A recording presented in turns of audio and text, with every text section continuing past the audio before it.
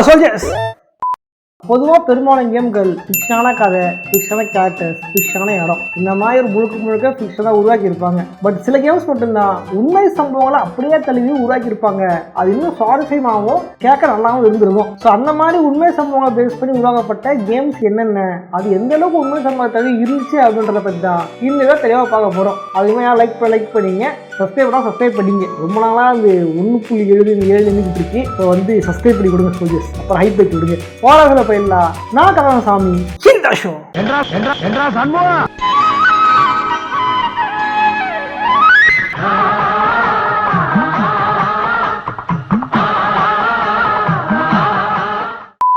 ஆறாவதுல பார்க்க போறது தி bridge கர்ஸ் to the எஸ்டிகேஷன். இது பார்த்தீங்க அப்படின்னா ஒரு first person survival horror game. இந்த கேம் உருவாக்குனது ஒரு தைவானீஸ் கம்பெனி. ஆக்சுவலி ஒரு தைவானீஸ் கேம் தான்.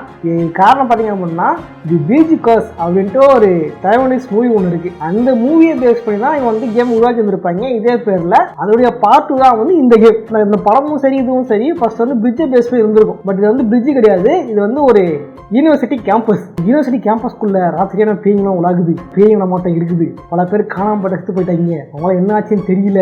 அது தேடி கண்டுபிடிக்கிறது தான் இந்த கேமோட கான்செப்டே. இந்த கேமை மொத்தம் பார்த்தீங்கன்னா 4 கேரக்டர்ஸ் இருந்திருக்கும். ரிச்சி சேன், ஏ ஹாய், சூ லியான், ரூஷி, ரூ ஜினான் அப்படின்னு மொத்தம் 4 கேரக்டர் இருக்கும். இதில் சூ லியான் அப்படின்றவங்க தான் வந்து ரிப்போர்ட்டர். மற்ற 3 பேரும் ஸ்டூடெண்ட்ஸ் தான். அவங்க வந்து சினிமாவில் ட்ரை பண்ணிருப்பாங்க, அதை வந்து மாட்டி இருப்பாங்க. இந்த பொண்ணு மட்டும்தான் ரிப்போர்ட்டராக இருக்குது. இங்கே அமானுஷம் என்ன அப்படின்னு கண்டுபிடிக்க ட்ரை பண்ணியிருந்திருக்கும். இதில் பார்த்தீங்க அப்படின்னா ஏகப்பட்ட அமானுஷம் இருந்திருக்கும், ஏகப்பட்ட மாட்டி இருப்பாங்க.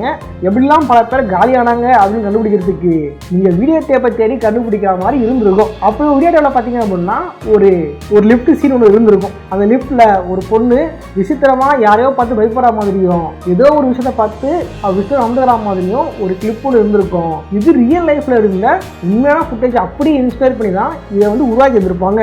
அந்த உண்மை சம்பவம் எப்போ ஆரம்பிச்சுன்னு பார்த்தீங்கன்னா 2013. ஓகே, சரியா சொல்லணும்னா இந்த யூடியூப் வந்து நம்ம ஊருக்கு வந்த புதுசில், ஜியோசி வந்த புதுசில் ஏகப்பட்ட பேர் வந்து விடை தெரியா மர்மங்கள், குற்றங்கள் அப்படின்ட்டு பல வீடியோ போட்டிருப்பாங்க லிப்ட் சீனை வச்சு. ஆமா, அது பிளட்டி மேரி கூட பயங்கர ஃபேமஸ். அதே கிளிப் தான் இது. எலிசா லாம் 21 வயசான ஒரு இளம் பெண். 2013 பார்த்தீங்க அப்படின்னா அவங்க லாஸ் ஏஞ்சல்ஸுக்கு ஒரு ட்ரிப்புக்கு வந்திருப்பாங்க. அந்த நேரத்தில் லாஸ் ஏஞ்சல்ஸ்ல ஒரு ஹோட்டல் தங்கி இருந்திருப்பாங்க. அதுக்கப்புறம் என்னாச்சு ஏதாச்சுன்றது யாருக்குமே தெரிஞ்சிருக்காரு. அவங்க கிட்ட இருந்த பதிலும் வரல அப்படின்னால அவங்களோட பேரண்ட்ஸ் போலீஸுக்கு இன்ஃபார்ம் பண்ணி அவங்க தேட சொல்லியிருப்பாங்க. போலீஸும் கடைசியாக எங்க தங்கினாங்க அப்படின்றத ஃபுல்லா தேடி பார்த்து எல்லா இடமும் சலடை போட்டு தேடி பார்த்தாங்க. ஆனா அவங்களுக்கு என்ன ஆச்சு, அவங்க கடத்தப்பட்டாங்களா, அவங்க கொல்லப்பட்டாங்களா அப்படின்னு எந்த ஒரு தடையும் கிடைக்கவும் இல்லை.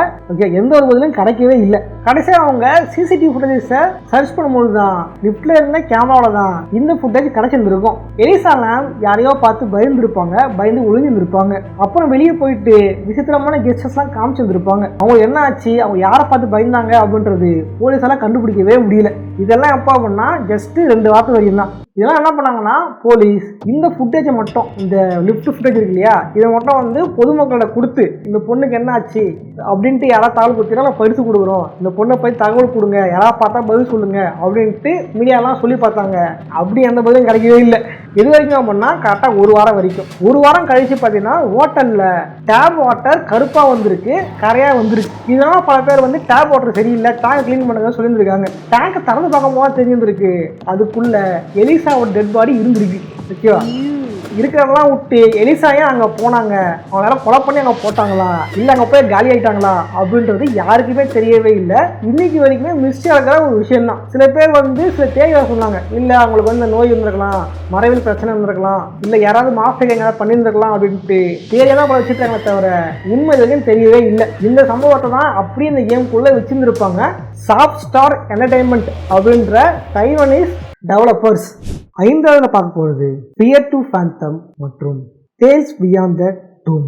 இதில் முதல்ல பார்க்க போகிறது பியர் டு ஃபேண்டம் தான். பியர் டு ஃபேண்டம் பார்த்தீங்க அப்படின்னா அவங்க சொன்ன கதை என்ன அப்படின்னா, இதில் வர எல்லா எபிசோடுமே, இது வந்து ஒரே கேம் கிடையாது, இதில் வந்து எபிசோடாக வரும். ரெண்டாவது ஒரு டிவி சீரியல் மாதிரி எபிசோடாக வரும் வச்சுங்களேன். இப்போ சீசன் 1க்கு ஒரு 5 கேம் விட்டுருப்பாங்க, அது சீசன் 2 வந்து ரெடி ஆகிட்டு இருக்கு அப்படின்னு அனௌன்ஸ்மெண்ட் விட்டுருக்காங்க. அதில் வந்து சொல்லப்பட்ட பெரும்பாலான கதைகள் எல்லாமே உண்மை கதை தான். முதல் 2 எபிசோட மட்டும் நாங்கள் ரெடிட் போஸ்ட்லேருந்து எடுத்துக்கிட்டோம் அதுக்கப்புறம் மற்றவங்க எல்லாருமே நான் கொடுத்த இமெயில் அட்ரஸுக்கு வந்து அவங்களுடைய அமானுஷ கதையெல்லாம் எங்களுக்கு அனுப்பிச்சாங்க. அந்த அமானுஷ கதையை நாங்கள் என்ன பண்ணோம், கதையாக உருவாக்கி கேமாக உருவாக்கியிருக்கோம். ஏகப்பட்ட கதை வந்துச்சு, ஏகப்பட்ட கதையில வந்து ஃபில்டர் பண்ணி உள்ளே வச்சிருக்கோம் அப்படின்னு சொல்லியிருப்பாங்க. இதில் என்ன பிரச்சனை பார்த்தீங்க அப்படின்னா, இவங்க வந்து இவங்க கிளைம் பண்ணுறபடி இது உண்மை கதை தான். 5 கதை இருந்திருக்கும் இந்த கேமில். The home alone, Norwood hitchhike, Carson house, iron bar look out, Woodbury கெட்டவே.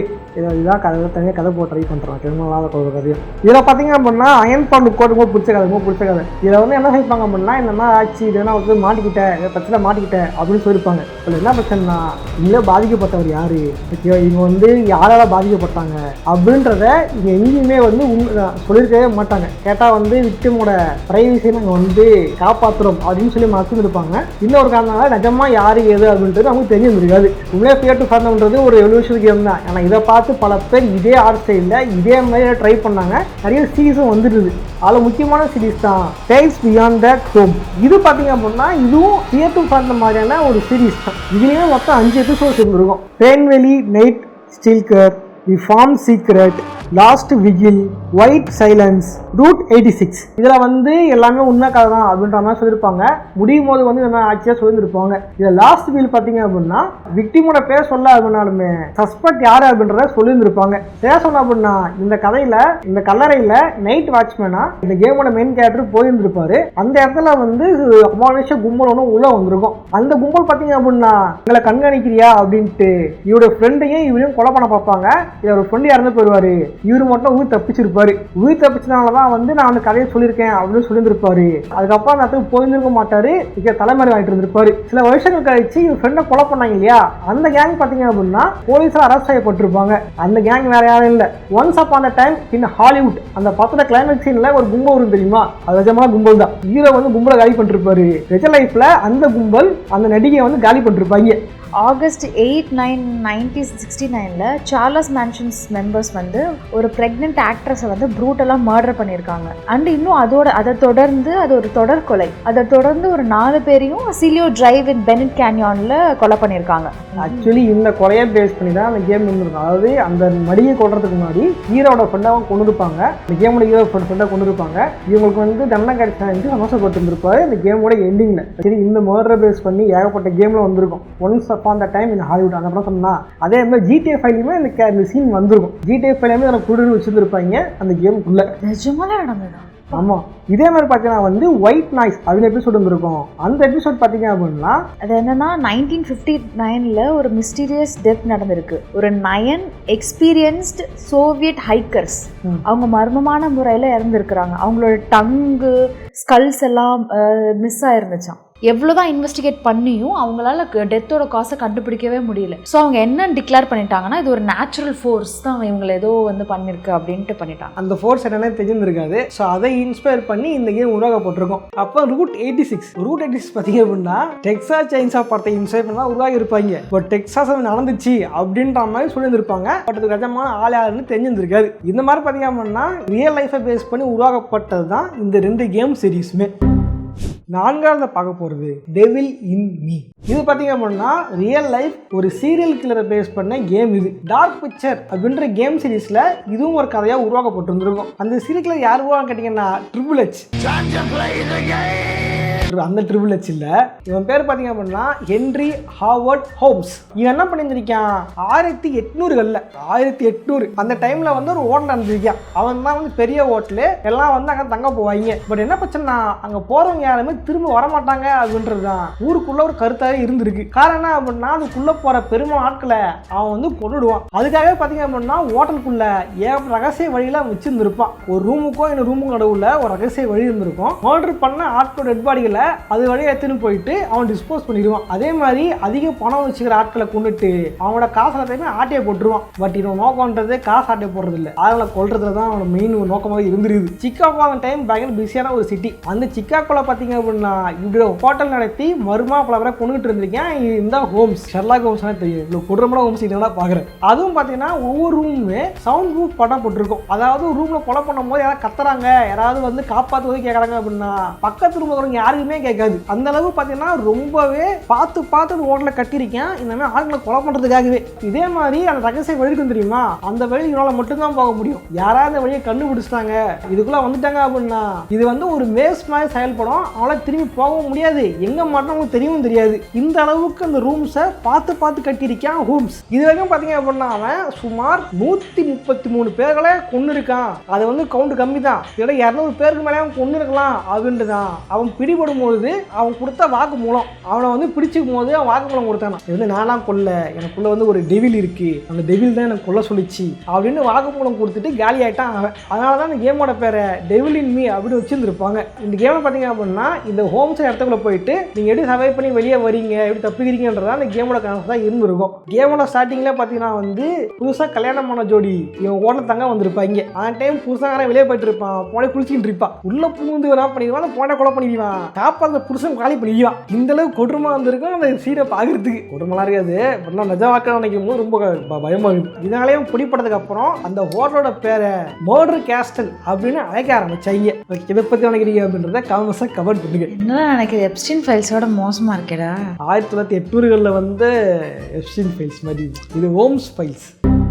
மூன்றாவது பார்க்க போறது whisper of the last the killers mask.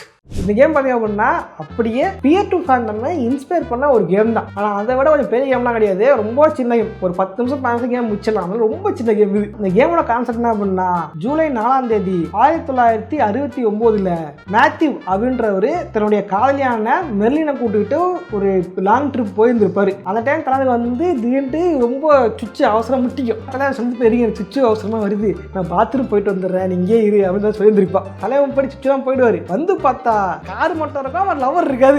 எங்க போனா அப்படின்ட்டு தலைவன் தேடி பார்க்கும் பொழுதுதான் திடீர்னு எவனோ ஒருத்தன் மாஸ்க மாட்டிக்கிட்டு தலைவன் வந்து கொண்டதுக்கு அப்புறம் காலி பண்ணிக்குவான். இது பாத்தீங்க அப்படின்னா ரியல் லைஃப்ல இருக்க ஜோடியாக் கில்லர் அப்படின்ற ஒரு சீரியல் கில்லரை பேஸ் பண்ணி தான் இந்த கேம் உருவாக்கப்பட்டிருக்கும். அவங்க பேரும் கொலை பண்ணது இவன் தான், ஜோடியாக் கில்லர் தான். இந்த ஜோடியாக் கில்லர் பாத்தீங்க அப்படின்னா பாப் கல்ச்சர்ல ஃபேமஸான ஒரு ஆள். நான் சொல்ல தெரியுமா, ஜியோ வந்த புதுசுல எல்லாம் யூடியூப் வந்த புதுசுல எல்லாம் இந்த ஜோடியாக் கில்லர் இதை பத்திலாம் வந்து ஏகப்பட்ட வீடியோ போட்டிருப்பாங்க பல பேர். அதுல ஒரு முக்கியமான கேஸ் தான் இது. ஜோடியாக் கில்லர் அப்படின்னா பல பேரால தேடப்பட்டவன். கவர்மெண்ட் பல வருஷமா தேடிக்கிட்டே இருந்தாங்க. இது எந்த அளவுக்கு அப்படின்னா இவன் வந்து கொலை பண்ணிட்டு இவன் வந்து க்ளூலாம் விட்டுப்போம், பாத்தியா அப்படின்ற மாதிரி. இவனுடைய விக்டிம்ஸ்லாம் யார் பார்த்தீங்க அப்படின்னா காதல் ஜோடிகள் தான். யாராவது காதல் ஏதாவது பிடிக்காது மர்டர் பண்ணிட்டு போயிருவான், ஒரு மோட்டர்சைக்கிள் இருப்பான் பொழுது. இவனை பேஸ் பண்ணி பார்த்தீங்கன்னா ஜோடியாக் அப்படின்ற படமும் வந்திருக்கும். இந்த படம் பார்த்தீங்க அப்படின்னா நம்ம மார்வல் ஹீரோஸ் பல பேர் நடிச்சிருப்பாங்க. உதாரணம் நம்ம ஆரிஜின் நடிச்சிருப்பாரு, நம்ம ஹல்கா இருக்கிற மார்க் ரஃபோல இருந்திருப்பாரு, அப்புறம் வந்து நம்ம மெபிஸ்டோ தெரியுமா அவர் இருந்திருப்பாரு.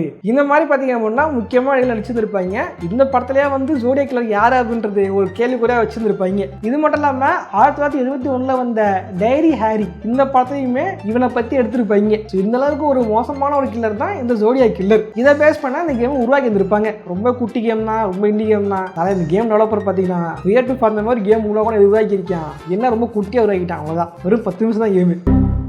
இரண்டாவதுல பார்க்க போறது கோலட். 9 சோவியத்தில் இப்போ ரஷ்யன், அப்போ சோவியத் இப்போ ரஷ்யன். 9 ரஷ்யன் ஸ்டூடெண்ட்ஸ் பார்த்தீங்க அப்படின்னா பனிமலையில் ஹைக்கிங் போயிருப்பாங்க. போனவங்க வந்து மிஸ் ஆயிருப்பாங்க, ஆளை காணாமல் போயிட்டுருப்பாங்க. இதனால இவங்க எங்கே போனாங்க அப்படின்ட்டு இவங்க கண்டுபிடிக்கிறதுக்காக அரசு அதிகாரிகள் போயிருந்திருப்பாங்க. பட் அங்கே போய் பார்த்தீங்க அப்படின்னா ஏகப்பட்ட பேர் வந்து ட்ரெஸ் இல்லாமல் இருந்திருப்பாங்க. பனிமலையில் யார் ட்ரெஸ் இல்லாமல் இருந்திருப்பா, சில பேர் ஓடி இருந்திருப்பாங்க, ஸ்கல்லாம் முடிஞ்சிருந்திருக்கும், அவங்க போட்டு வச்ச டென்ட்லாம் கிழிக்கப்பட்டு இருந்திருக்கும். இதெல்லாம் யாரு பண்ணா ஏது பண்ணா அப்படின்றது இன்னைக்கு வரைக்குமே ஒரு மிகப்பெரிய மிஸ்டேக் தான் இருக்கு. சில பேர் வந்து இது வந்து ஏதோ ஒரு எக்ஸ்டர்னல் ஃபோர்ஸ் பண்ணிச்சு, நேச்சர் ஃபோர்ஸ் பண்ணிச்சு சொல்லுவாங்க. சில பேர் வந்து ஏதோ ஒரு மிருகம் இருக்கு, அந்த மிருகம் கொண்டுச்சுன்னு சொல்லுவாங்க. பட் இன்னைக்கு வரைக்குமே அவங்களுக்கு என்ன ஆச்சு ஏதாச்சுன்றது யாருக்குமே தெரியாது. ஸோ அதை இன்ஸ்பயர் பண்ண கேம் தான் இந்த கேம். நீங்க என்ன பண்ணா எடுத்தவொடனே கேம்ல வந்து உங்களை ஒரு பனி இருக்கிற இடத்துல விட்டுருவாங்க. இங்க இருந்து மலையான போயிட்டு அங்க ஒவ்வொருத்தரும் என்ன ஆச்சு ஏதாச்சுன்றத இன்வெஸ்டிகேஷன் பண்றதா மாதிரி கண்டுபிடிக்கணும். சரி இந்த கதை தெரியுமா, அதெல்லாம் கேம் ஸ்டைல்னு சொல்லுவாங்க. இந்த ஹைக்கிங் போனாங்க ஏதாச்சு அப்படின்ட்டு. ஸோ அதுக்குள்ள ஏகப்பட்ட சூப்பர் நேச்சுரல் திங்ஸ் எங்க போனாங்க அப்படின்ட்டு கண்டுபிடிக்கிறது அப்படின்ட்டு பல விஷயம் கேம்குள்ள இருந்திருக்கும். கேம் பிளேஸ் கேம் சுமாராக இருந்தாலுமே உண்மை சம்பவத்தை வச்சு உருவாக்கப்பட்ட ஒரு முக்கியமான கேம் இது. முதல்ல பார்க்க போறது mister meat and ice cream. இந்த 2 கேம் பார்த்தீங்க அப்படின்னா உருவாக்குனது கெப்லேரியன் ஹாரர் கேம்ஸ் அப்படின்ற கம்பெனி தான். இவங்க தான் வந்து ஈவில் டெட் மாதிரி கேம்ஸை உருவாக்குனது. இதில் சில கேம்ஸ் பார்த்தீங்க அப்படின்னா ரியல் லைஃபை பேஸ் பண்ணி கேம்ஸ் இருந்திருக்கும். குறிப்பாக சொல்லணும்னா மிஸ்டர் மீட், இது பற்றி நீங்கள் பாடங்களாக கேள்விப்பட்டிருப்பீங்க.